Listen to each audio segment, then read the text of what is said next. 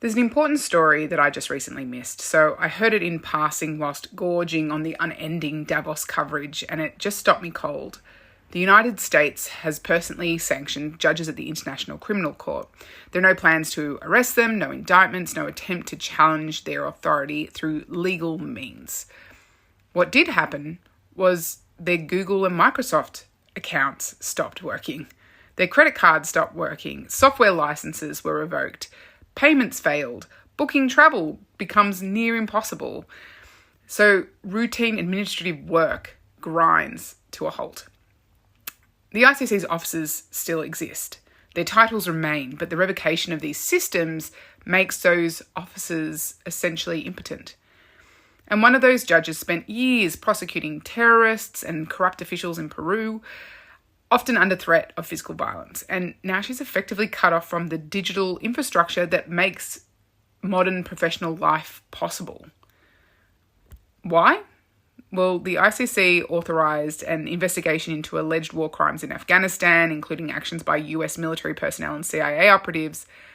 And the court also issued arrest warrants for Israel's Prime Minister and Defence Minister over alleged war crimes and crimes against humanity in Gaza. So the sanctions are widely understood as an effort to pressure the court to withdraw those warrants and to send a clear signal about what happens when international justice turns its attention to the US and its allies.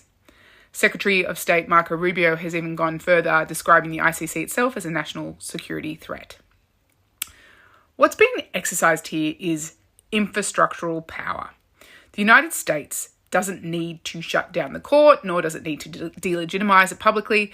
It can essentially render it operationally useless by controlling the platforms the court relies on to function. And as this story in Greenland is continuing to escalate, it becomes clear what kind of power America is wielding. Coercion delivered through dependency. The International Criminal Court has responded by moving off US-based technology. So they've left Microsoft and they're rebuilding its financial and communication systems as a defensive measure. They've realised that digital dependence is leverage.